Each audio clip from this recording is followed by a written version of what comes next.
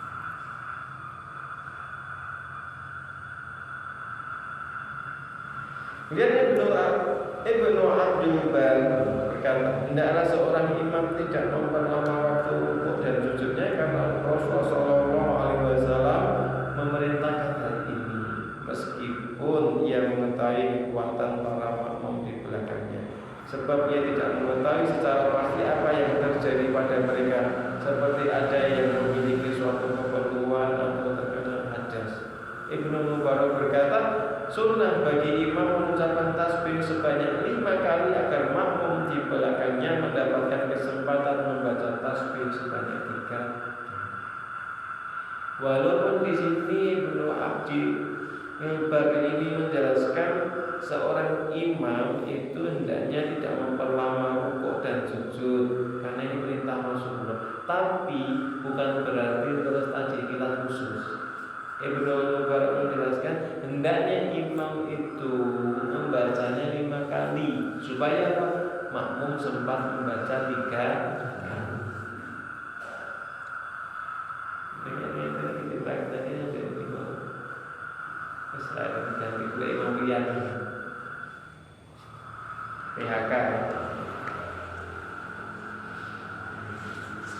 Seorang yang sholat juga hanya disunahkan untuk membaca tasbih ketika sujud, tetapi juga menambahkan dengan doa-doa yang dikehendakinya dalam. Jadi dalam sujud itu selain tasbih boleh membaca doa-doa lain yang dikehendakinya. Ini termasuk salah satu perkara yang mungkin perlu kita pahami, bahwa kita ini boleh berdoa selain tasbih, selain membaca tasbih di dalam sujud.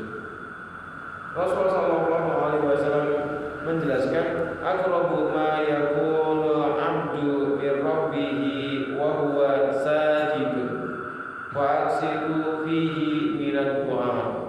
Jarak yang paling dekat antara hamba dan Rabb-nya, jarak antara kita dengan Allah yang paling dekat, yaitu ketika kita manusia itu sedang bersujud, maka perbanyaklah doa di dalam sujud. Kenapa? Itu posisi manusia, posisi seorang hamba yang paling dekat dengan Allah. Maka ya dalam posisi semacam itu perbanyak berdoa.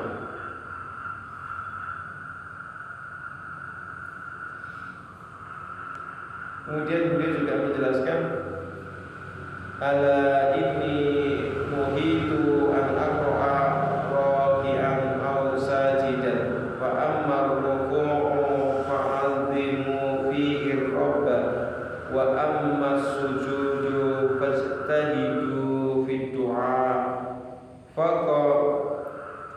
faqaminun an yustajaba lakum. Ketahuilah, aku dilarang membaca Al-Quran pada saat rukuk dan sujud. Di dalam rukuk, agungkanlah Rabb kalian. Di dalam sujud, bersungguh-sungguhlah berdoa, sebab pada saat itu doa kalian layak dan pasti dikabulkan. Ini di dalam Sahih Muslim. Ada dua posisi yang kita tidak boleh membaca Al-Quran, yaitu pada posisi rukuk dan sujud. Kalau sujud tidak boleh kita membaca Al-Quran. Tapi ada juga saya pernah diajari, tidak tahu sholat apa sholat. Jadi ketika di dalam rukuk dan sujud itu juga membaca Al-Quran. Maka itu benar-benar bertentangan dengan riwayat ini. Karena dalam posisi rukuk dan sujud kita tidak boleh membaca Al-Quran. Ada banyak hadis yang menjelaskan tentang sunnahnya memperbanyak doa dalam sujud. Berikut ini ada beberapa riwayat. Ali radhiyallahu anhu berkata, ketika Rasulullah SAW bersujud, beliau mengucapkan ini doa yang dibaca oleh Rasulullah. Ngantuk ini.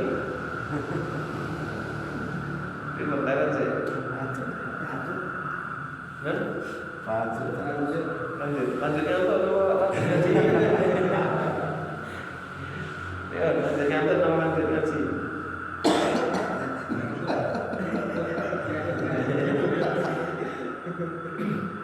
Saya tuh kelingan dulu itu saya pernah ngaji privat dengan salah seorang ustaz.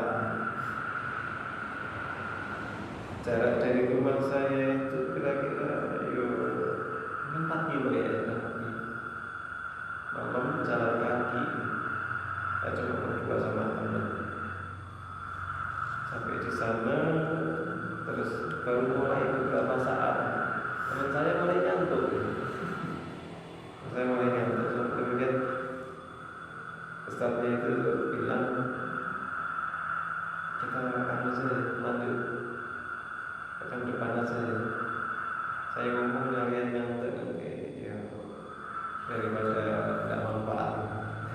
Akhirnya kita datang jalan kaki 4 kilo tadi. Akhirnya nggak jadi ngaji, cuma ngaji sebentar saja.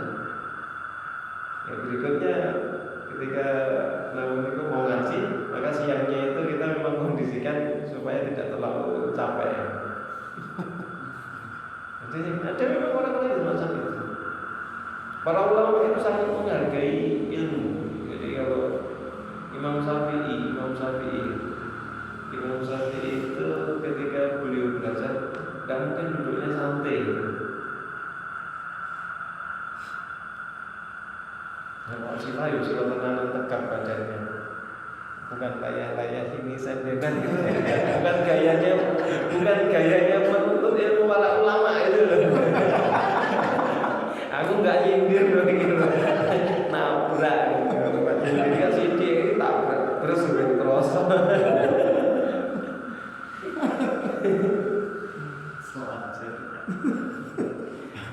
Itu termasuk adab.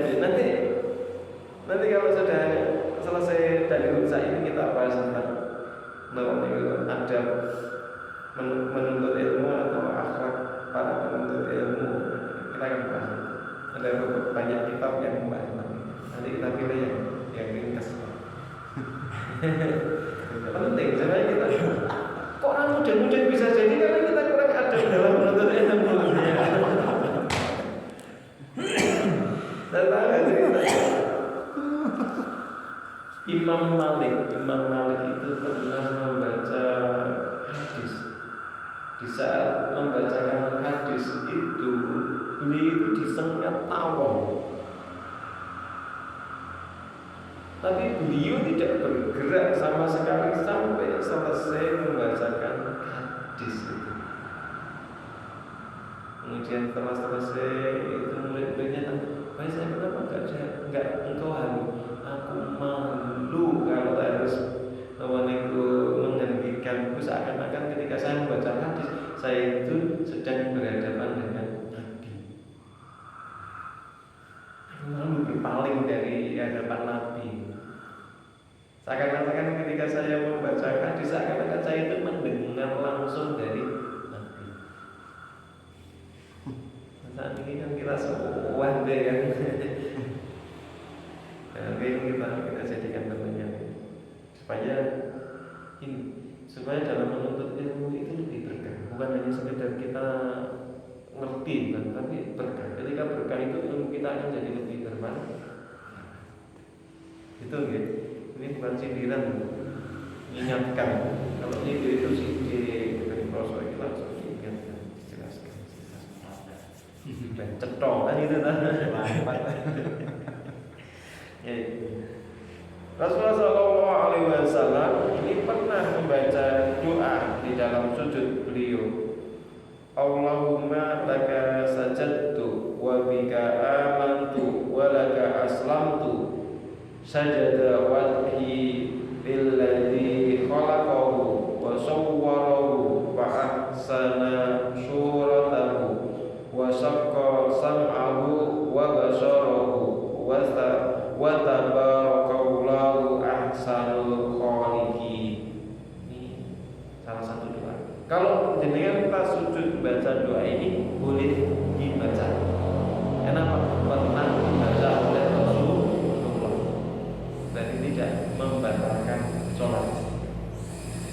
Yang artinya ya Allah hanya kepadamu aku bersujud, hanya kepadamu aku beriman, dan hanya kepadamu aku berserah diri. Wajahku tersungkur bersujud kepada Zat yang telah menciptakannya, membentuknya, memperindah bentuknya, serta menjadikan pendengaran dan penglihatan baginya. Maha suci Allah, Sang Pencipta yang terbaik. Lihat.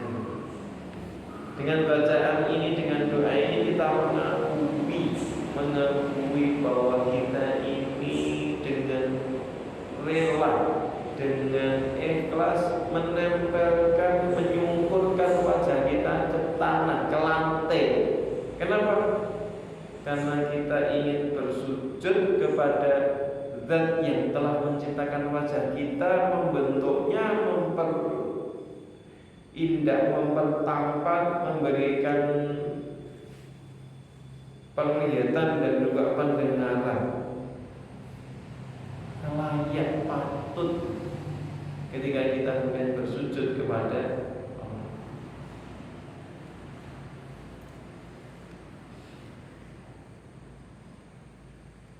Kemudian Ibnu Abbas juga menjelaskan bahwa sholat tahajud Rasulullah, tentang sholat tahajud Rasulullah Shallallahu Alaihi Wasallam. Beliau keluar dari rumahnya untuk mengerjakan sholat tahajud di masjid. Dalam sholatnya atau di dalam sujudnya beliau mengucapkan, Allahumma ij'al fi qalbi nuran wa fi basari nuran wa an yamini nuran wa an yasari nuran wa amami nuran wa khalfi nuran wa fawqi nuran wa tahti nuran waj'alni nuran.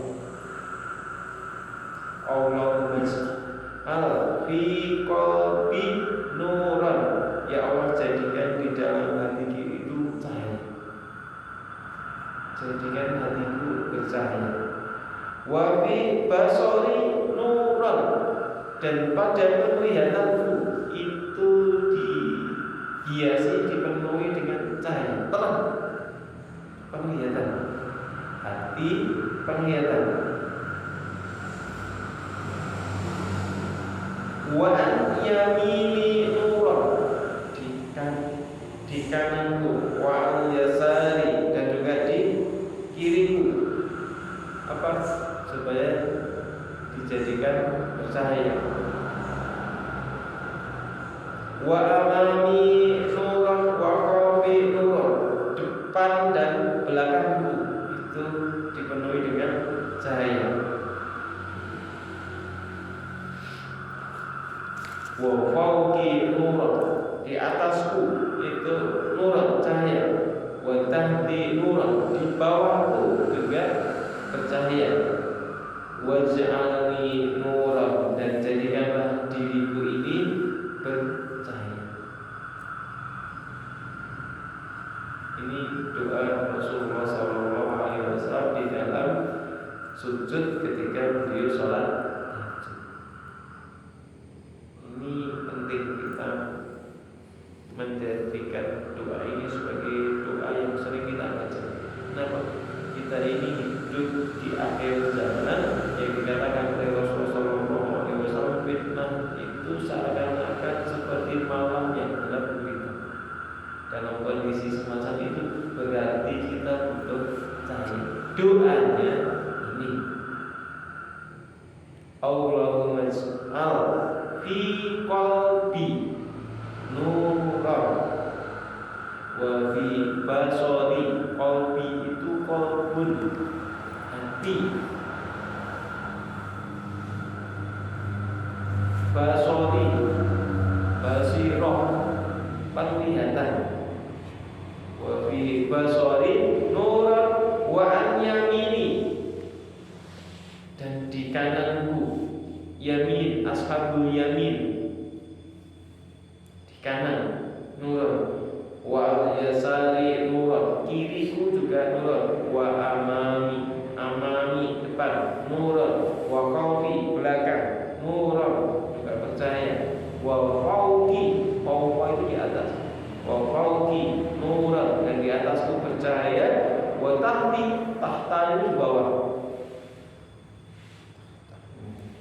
tahti nuran, dan di bawahku juga cahaya. Waj'alni, dan jadikanlah aku ini nuran, cahaya, atau bercahaya. Ada juga riwayat menjelaskan di bagian akhir, waj'al li nuran, dan jadikan bagiku cahaya.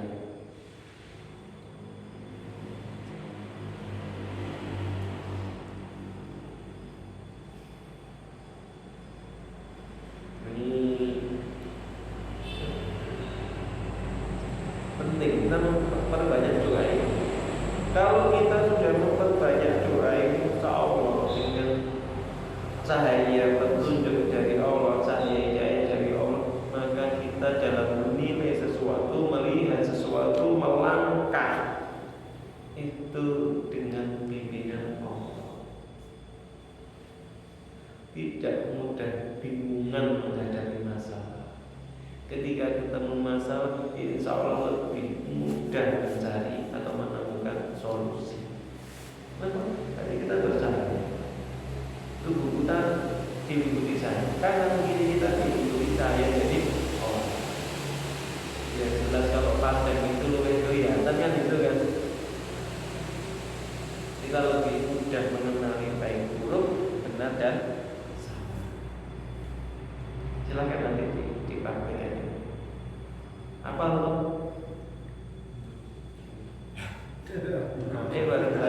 Baru dengar kali. Ini sering baca dibaca terus. Boleh di yang bareng-bareng. Allahumma ij'al fi qalbi nuran. Allahumma ij'al fi qalbi nuran wa fi basari nuran wa fi basari nuran wa an yamini nuran wa an yamini nuran wa an yasari nuran wa an yasari nuran wa amami nuran wa amami nuran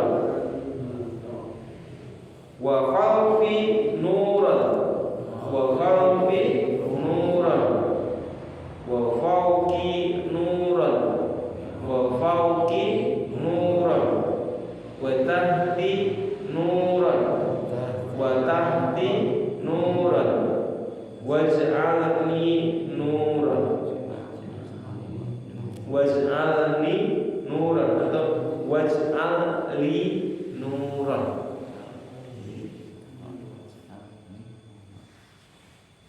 Silakan nanti di nomor itu baca doa ini di nomor itu di kesempatan yang jenengan buka. Ini juga mungkin pas sujud juga boleh dibaca. Mungkin di sholat sunnah misalnya dibaca. Selain tasbih tambahin doa ini. Jadi setelah baca subhanahu rabbiyal a'la misalnya tambah doa.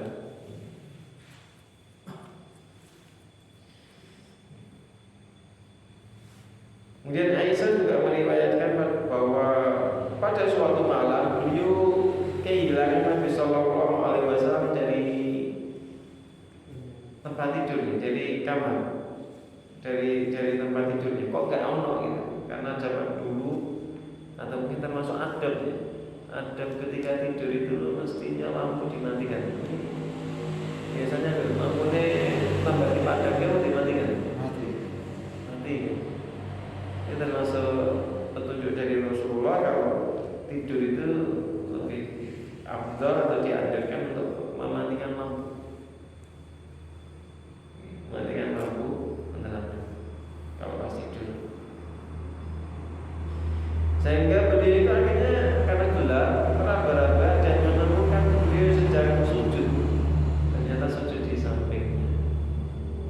Ini Rasulullah lagi lama tidak berada di samping dia, terus beliau godei gerak-gerak ternyata menemukan Rasulullah di dekatnya sedang sholat, sedang sujud. Nah dalam sujud itu beliau berdoa, Rabbi a'ti nafsi taqwaha wa zakkiha anta khairu man zakkaha anta waliyuha wa maulaha. Wahai Rabbku, berikanlah kepada jiwaku ketakwaannya, sucikanlah jiwaku, sesungguhnya Engkau penyuci yang terbaik, Engkau adalah penolong dan pelindungnya.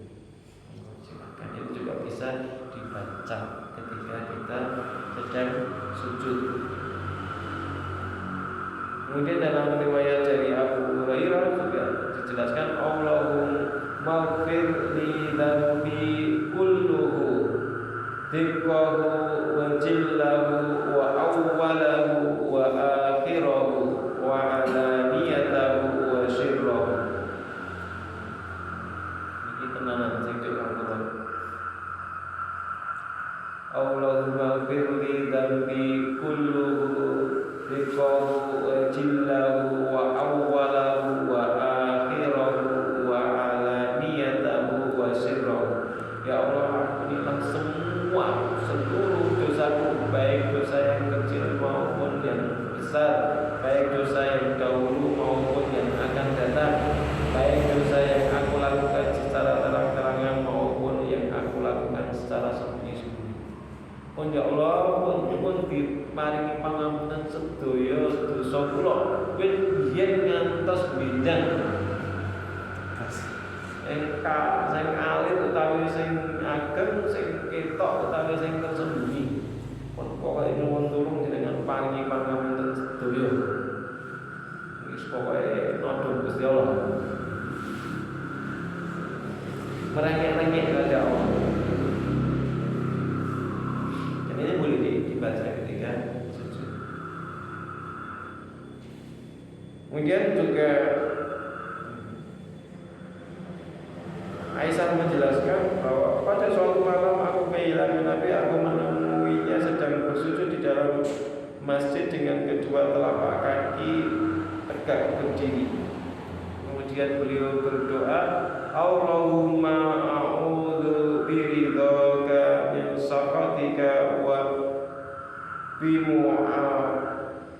bimu'afatika min uqubatika wa a'udzu bika minka la uhsi sana'an 'alaika anta kama asnaita 'ala nafsi. Ya Allah, aku berlindung dengan keridhaan-Mu dan dari kemurkaan-Mu. Aku berlindung dengan kemurahan-Mu dan dari siksa-Mu. Aku berlindung denganmu, darimu. Aku tidak dapat menghitung pujian untukmu sebagaimana pujianmu terhadap Zat-Mu sendiri. Ini bisa juga. Kemudian juga bisa berdoa, baca doa tasbih, subhanakallahumma wa bihamdika la ilaha illa anta. Ini juga boleh.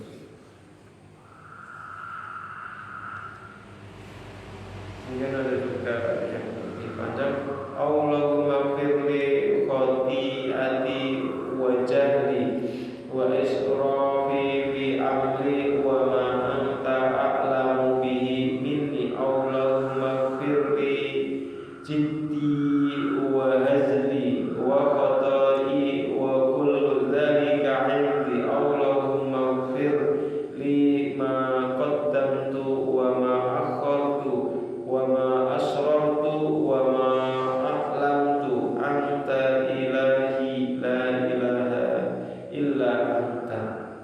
Ya Allah, ampunilah dosaku, kebodohanku, sikapku yang berlebihan serta segala dosa yang aku lakukan yang Engkau lebih mengetahuinya.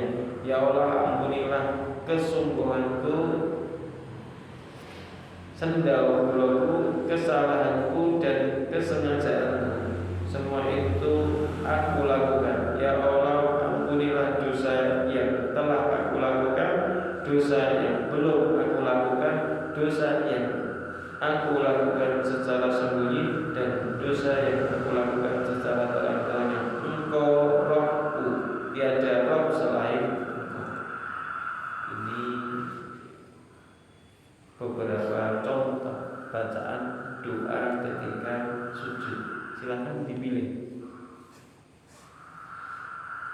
Pun subhanallah ya ya memang itu disunahkan, dibolehkan, tidak ada yang salah dengan bacaan itu. Kemudian untuk sekarang cukup dulu. Mungkin ada yang perlu didiskusikan, monggo. Tanya jawab Gampang aja diskusi. Enggak ada yang mau tanya betul. Ya. Apa namanya, janganlah engkau sholat menyerupai yang satu tadi anjing yang tapi ada satu lagi, jangan menyerupai onta. Onta itu ketika sujud atau ketika apa itu yang menggunakan kepalanya dulu atau apa? Ketika turun sujud atau bangkit dari sujud untuk berdiri, gitu. Jadi memang ada riwayat yang menjelaskan dengan itu, dan riwayat itu memang yang menjadi kontroversi tadi antara lutut dulu atau tangan dulu itu memahami riwayat itu. Jadi memang ketika memahami riwayat itu muncul beberapa persepsi. Jadi muncul dua perbedaan itu. Jadi monggo kalau yang seperti onta itu tadi pas turun sujud itu tangan sih apa lutut sih gitu. Dan untuk ini ya tadi sudah dijelaskan di awal, ada dua pendapat, silakan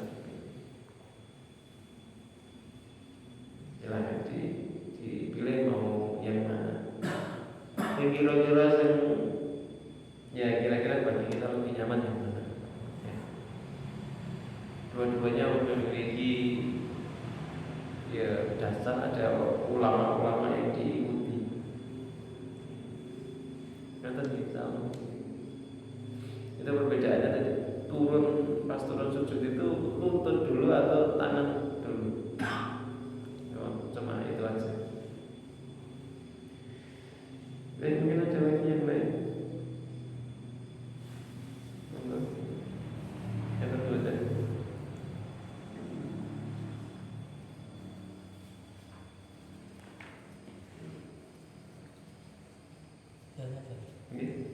Ketika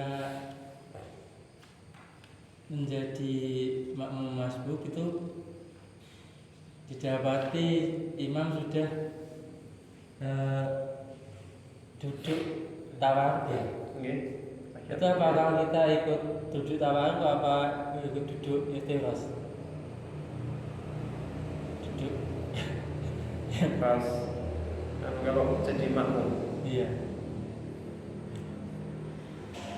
Ada yang ini ya, kalau pas usul makmum masbuk itu gerakannya atau posisi duduknya, apakah ketika masbuk terlambat masuknya mungkin rakaat kedua atau rakaat ketiga, ketika imam pas duduk tawaruk kita sebagai makmum duduknya duduk tawaruk atau iftirasi.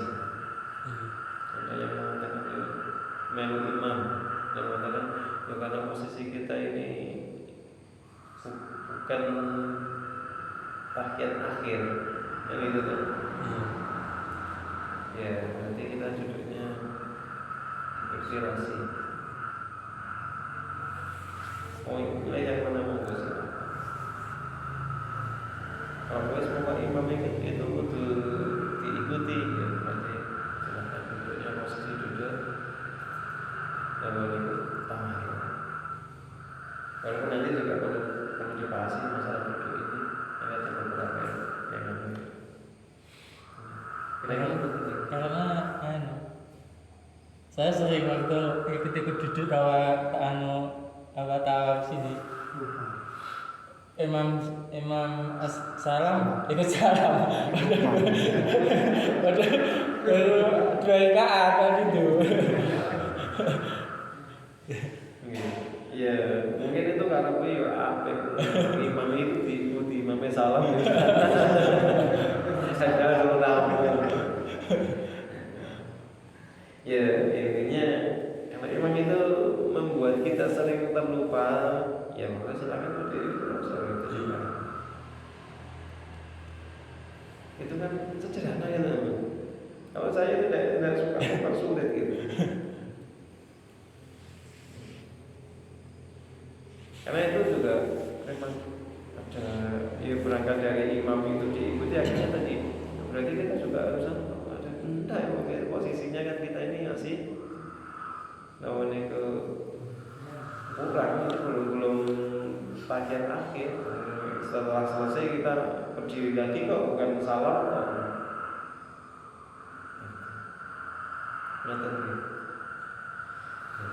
Coba nanti ya saya cari referensinya dari riwayat tentang itu nanti di pertemuan berikutnya kalau ada yang mungkin ada lagi yang lain atau mungkin ada yang mau menambahkan harus tahu mendapatkan jawaban terkait dengan masalah itu. Nanti mungkin ada juga yang bertanya terkait posisi kunutnya. Karena misalnya imam itu kunut, makmum apakah harus ikut kunut atau boleh tidak? Gitu. Yang ngomong itu pilihan. Iya kan? Ini adalah mungkin apa? Ada perbedaan, ada yang mengatakan kunut itu sunnah, ada yang mengatakan kunut itu bid'ah. Karena memang kita menganggap itu yang berpendapat itu bid'ah, tidak usah dipaksa ikut gitu. Toh sudah makbul, kecuali ketika tidak ikut terus jadi kisruh di daerah itu, jadi ketenangan itu terganggu, maka silakan menyesuaikan. Benar itu sudah. Kalau dalam kondisi jadi dalam kondisi biasa yang mengatakan tapi kalau belum terkondisi ya orang ngalah itu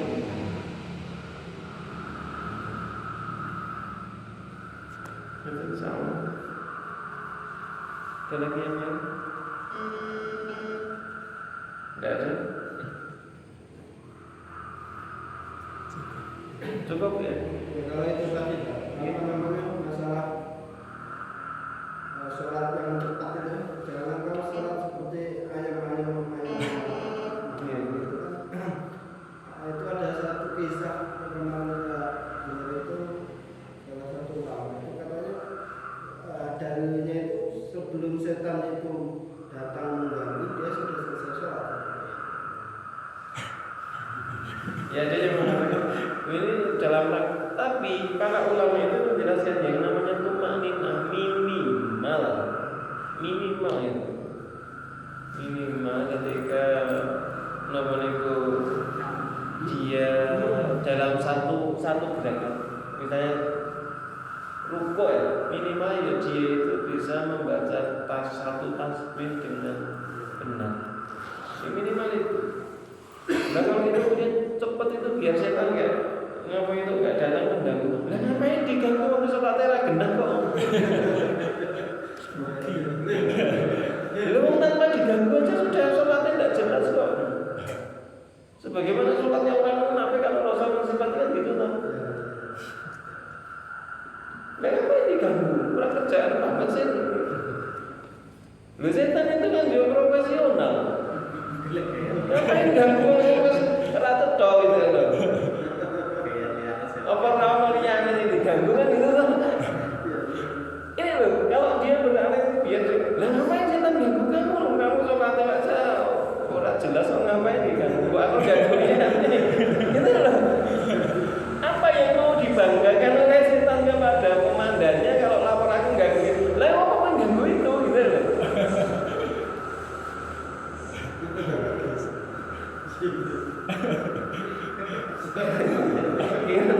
Baik kalau ngeyel-ngeyelan ya kalau pakai main logika, ya kita bisa pakai logika kayak gitu.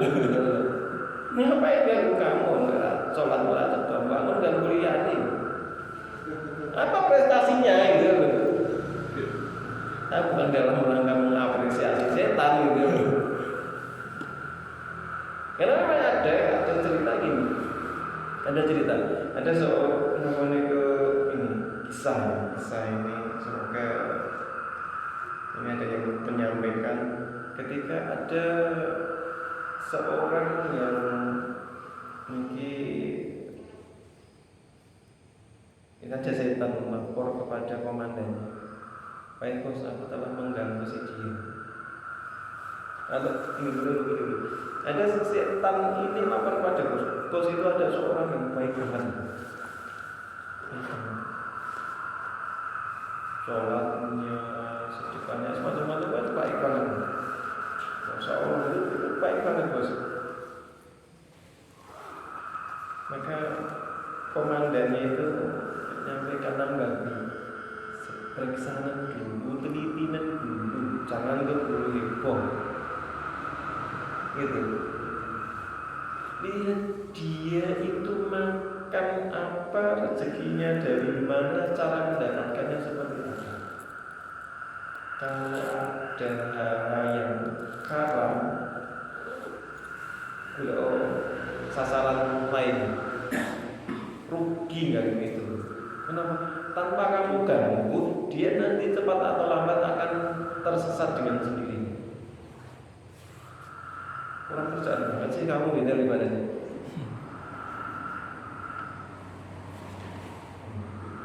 Ini setan itu ya pro gitu.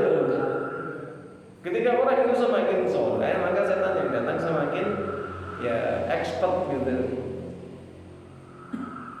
Jangan dikira ketika kita sudah aktif di kajian terus setannya kena PHK, wes nganggur lah, kayak wes apik, tidak punya kerjaan, kita pulang aja, kita nganggur, tidak ada. Jadi kalau tadi orang berdalih semacam itu, kita ngebut itu dalam rangka biar tidak diganggu setan. Ya kenapa sih setan ganggu kamu loh, kamu sholatnya kayak gitu, kamu ganggu liane, kau hapus. Kita juga bukan setan yang tidak berbeda.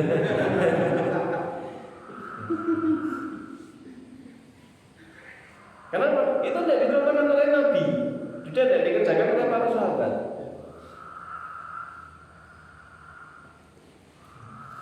Kalau misalnya ada sahabat atau ada mungkin Nabi pernah melakukan kayak itu, saya punya. Tidak kayak gitu kok. Ini tadi yang kita bahas ini jelas kok. Bahkan beberapa ulama minimal maca tasbih itu ya ping 1 itu paling standar minimal. Kalau bisa 3, sempurnanya ping 10 kan gitu kan. Cepet-cepetnya baca tasbih itu kalau dia tidak mencuri start waktu dia masih bergerak gitu. Allahu Akbar, subhanallah, subhanallahil azim. Kalau dia tidak mencuri start, ya kan boleh jeda. Allahu Akbar, gerak baru subhanallahil azim wa bihamdi. Itu cukup, ada waktu gitu. Kecuali mencuri start, Allahu Akbar, subhanallahil azim wa bihamdi, begitu kelak sudah langsung wis lampu motornya langsung balik.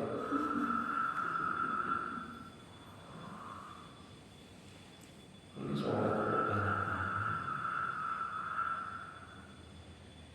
nggak tahu gitu.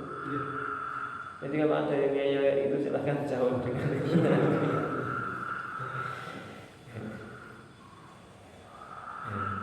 Itu ada lagi yang lain?